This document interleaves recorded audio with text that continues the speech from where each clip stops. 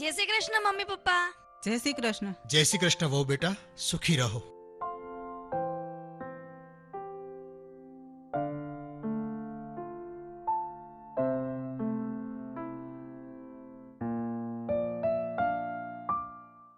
આરાધ્યા બેન, તમારી બધી વસ્તુ તો લઈ લીધી છે ને?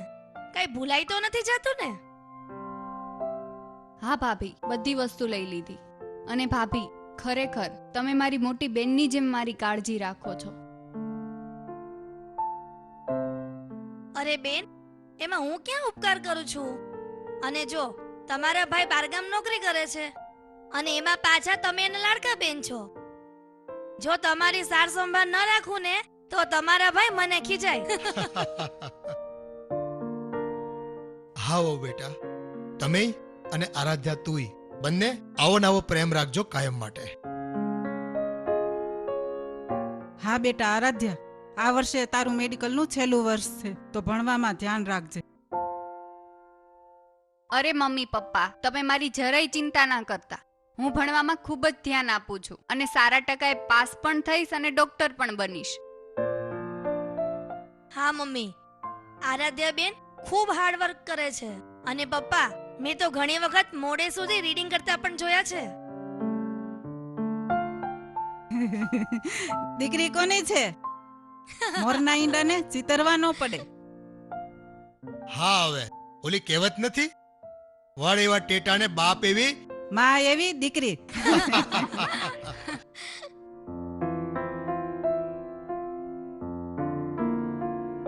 મમ્મી પપ્પા, તમે મને એવા આશીર્વાદ આપો કે હું સારા ટકાએ પાસ થઈ જાઉં અને તમારી આ દીકરી ડોક્ટર બની જાય. હા બેટા, અમારા આશીર્વાદ તારી સાથે જ હોય, અમારે આપવાના ના હોય તને. ચાલો મમ્મી પપ્પા, મારે નોકરીએ જવાનું મોડું થાય છે, તો હું નીકળું છું ફટાફટ. જય શ્રી કૃષ્ણ. ભાભી ઉભા રહ્યો, હું પણ તમારી જોડે આવું છું. સારું, સાચવીને જજો હો બેટા. અને મોડું ન કરતા હો. જય શ્રી કૃષ્ણ મમ્મી જય શ્રી પપ્પા. કૃષ્ણ.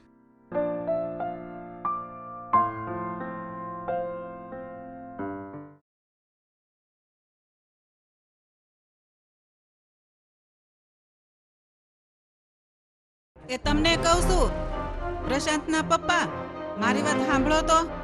હા બોલ ને, હવે હું કેવું જ તારે? પણ આમાં એટલા બધા અકળાય હું જાવ છો? આમે હમણાં જ ટીવી શરૂ કરી અને રામાયણ જોવા બેઠો, ત્યાં તું કઈ મારી વાત સાંભળો તો. તમે પેલા ટીવી બંધ કરો તો મારી વાત સંભળાય ને તમને. આ લે બંધ કરી. બોલ, હું કેવું છે તારે? આ આપણી વો 2 વર્ષથી નોકરી કરે છે ને, એની ઉપર મને શંકા જાય છે. લે, આ વહુ નોકરી કરે એમાં શંકા શેની હોય? પણ મારી પૂરી વાત તો સાંભળો. બોલ, શું કેવું છે તારે? હું એમ કહું છું કે વહુનો નોકરીનો ટાઈમ 11 થી 5 નો છે, પણ ઈ ક્યારેક મોડી 6 કે 7 વાગે ઘરે આવે છે. ઈ કે આડાહવળી તો નહીં જાતી હોય ને? અરે વેમિલી, એ વહુ ખાનદાન પરિવારની દીકરી છે, એ ગ્રેજ્યુએટ છે અને સમજુ છે, એટલે એની ઉપર આવા ખોટા વહેમ ન કરાય. આમે હું જ્યારથી પૌણીને આવી ત્યારથી કોઈ દિવસ તમે મારી વાત સાંભળી છે? તે આજે સાંભળો. જો પ્રશાંતની બા, આપણે પેલા માણસને પારખ્યું ને પછી એની વિશે વાત કરાય.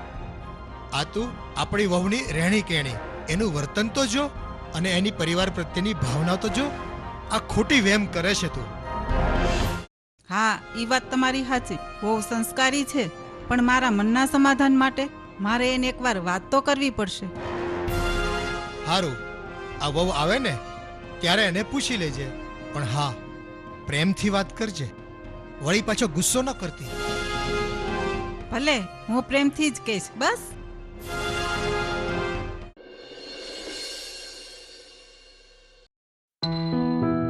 મારી દીકરી દરરોજ કોલેજથી ભણીને ટાઈમસર આવી જાય છે. બેટા, તારે ભણવાનું કેવું ચાલે છે? એકદમ મસ્ત. હા, જોયું મારી દીકરી કેટલી ડાઈ છે? હા હા, આપણી બેયની દીકરી ડાઈ છે.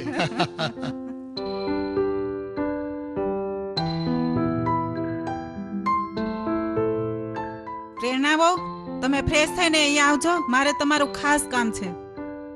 હા મમ્મી, આવું છું હમણાં ફ્રેશ થઈને.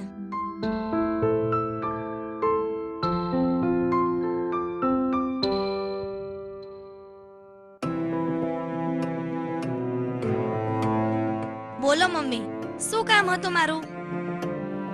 હો બેટા, આ તમે 2 વર્ષથી નોકરી કરો છો, પણ મને ક્યાંક પૂછવું થાય છે. મમ્મી, તમારે જે પૂછવું હોય એ પૂછો ને, મને તમારી વાતનું કોઈ દુઃખ નહીં લાગે. આ ઓ બેટા, તમારી નોકરીનો ટાઈમ તો 11 થી 5 નો છે, પણ અત્યારે તો 7 વાગે. તો અત્યાર સુધી ક્યાં હતા તમે? કે એવડે રસ્તે તો નથી જતા ને? મમ્મી, તમે આ શું બોલો છો? તમે મારા પર શંકા કરો છો? હું ભગવાનના સોગંદ ખાઈને કહું છું, હું ક્યાંય આડાવડે રસ્તે નથી જતી. અને હા પપ્પા, ક્યારેક રિક્ષા નથી મળતી, માટે મારે ચાલીને પણ આવવું પડે છે, એટલે મારે મોડું થઈ જાય છે. એટલે મમ્મી, મારા પર આવો ખોટો વહેમ ન કરો. હા મમ્મી, તમે ભાભી પર ખોટો વેમ ના કરતા. ભાભી સંસ્કારી છે અને સમજુ પણ છે. હા આરાધ્યા બેટા, તારી વાત સાચી છે. આ દુનિયાની વાતો સાંભળીને કોઈના ઉપર શંકા ન કરાય. આપણી સગી આંખે જોયું હોય ને એ જ સાચું ગણાય. કોઈ નિર્દોષ વ્યક્તિ ઉપર શંકા કરવી ને એ તો મહાપાપ કહેવાય. હા મમ્મી, પપ્પાની વાત સાચી છે.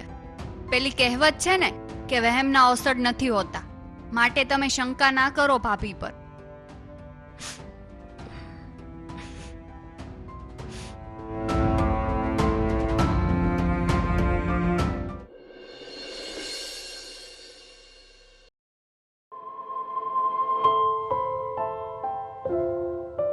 Good morning mummy papa. Good morning. Good morning, very good morning. Mummy papa, મારે તમને એક વાત કહેવી છે. અરે હા બેટા, બોલ ને, શું કહેવું છે તારે? હા બેટા આરાધ્ય, તારે કાંઈ પણ મૂંઝવણ હોય બિંદાસથી કે મને. મમ્મી પપ્પા, મારે કોલેજના લાસ્ટ સેમેસ્ટરની ફી ભરવાની છે. તમને તો ખબર જ છે કે આ મારું ફાઇનલ વર્ષ છે. હા બેટા બોલ ને, કેટલી ફી ભરવાની થાય છે? મારે આજે 1 લાખ રૂપિયા ફી ભરવાની છે, નહીતર સર મને ક્લાસમાં બેસવા નહીં દે. પણ બેટા, આટલા બધા રૂપિયાની જોગવાઈ હું તાત્કાલિક ક્યાંથી કરી લાવું? આ તને ખબર નહીં હોય બેટા. તારા આગલા સત્રોની ફી પણ મેં મારા મિત્ર પાસેથી ઉછીના રૂપિયા લઈને ભરી છે તારી. બેટા, આ તો મહાસંકટ આવ્યું. તારે વહેલાસર જણાવવું જોઈએ ને મને. અને તને ખબર છે, હમણાં તો 3 મહિનાથી તારા ભાઈનો પગાર પણ નથી આવ્યો. તો કેમ કરશું આપણે?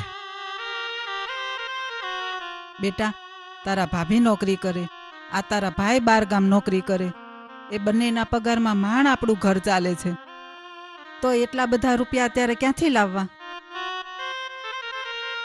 પણ મમ્મી, મારું આ છેલ્લું વર્ષ છે અને આ ફીસ નહીં ભરીએ ને તો મને એક્ઝામ પણ નહીં આપવા દે. મારું આખું વર્ષ બગડશે.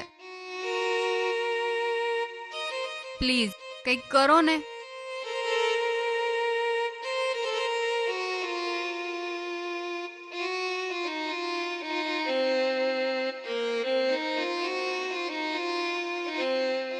આમ તમે બધા ટેન્શનમાં કેમ બેઠા છો? મમ્મી, પપ્પા, કઈ ચિંતા છે તમને? અને હા, જો ચિંતા હોય તો મને જણાવો ને, તો હું તમને કંઈક મદદરૂપ થઈ શકું.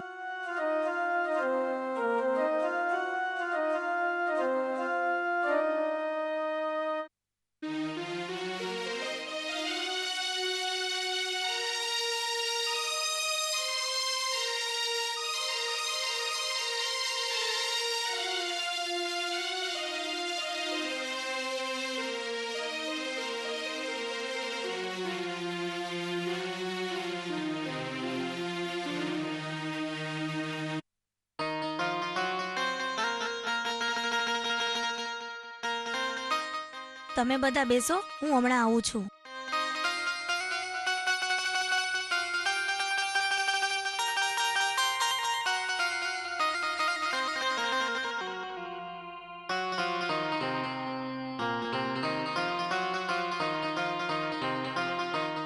આલ્યો મમ્મી રૂપિયા.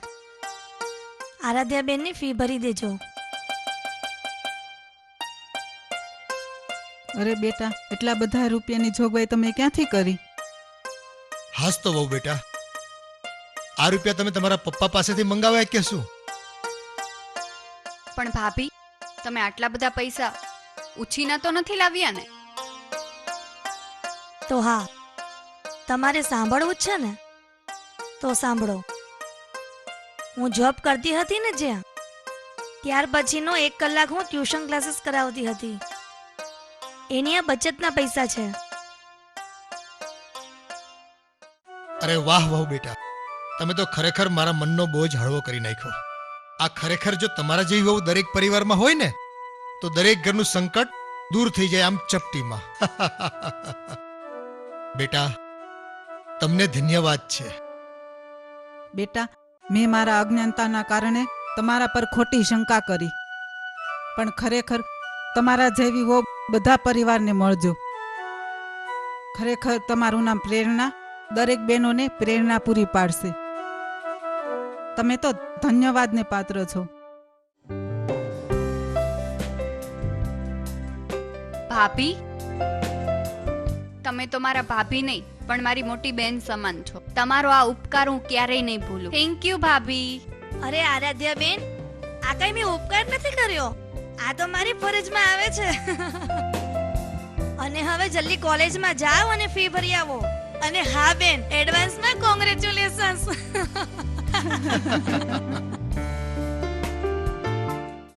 આ જો MPL માં જ છે બીજી ગેમ. એ વળી શું?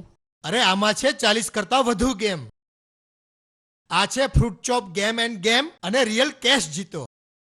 આ જો ફરી જીતી ગયો 2500 રૂપિયા. વાહ ડેડી,